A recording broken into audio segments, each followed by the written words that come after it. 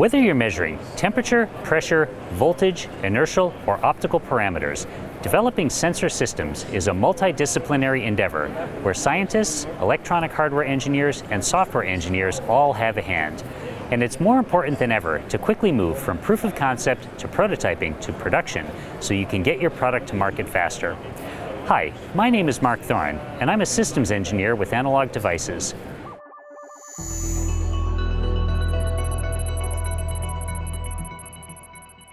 Analog Devices has created hundreds of hardware and software reference designs that fit into open ecosystems to reduce friction in all phases of product development.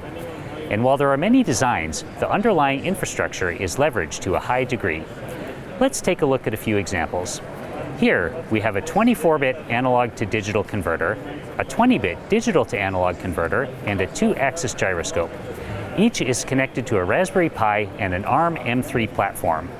As a more complicated example, we have an optical liquid analysis platform based on a multimodal sensor front end, also on an Arduino form factor M3 platform. While this is a heterogeneous collection of circuits, we'll soon see that from a software perspective, they have more in common than meets the eye.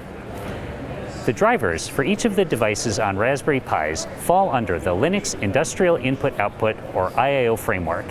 The libIO library provides a simple, consistent software API to the IIO devices.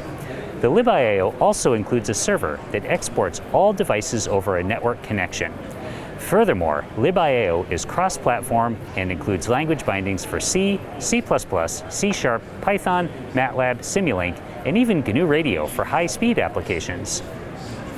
For bare metal applications, the Tiny IOD is an embedded implementation of the IIO server, allowing libIO, its debug tools, and language bindings to be used with embedded no-OS platforms. This is extremely powerful. Whether your end application will be running locally or on a remote host, proof of concept and prototyping is a breeze.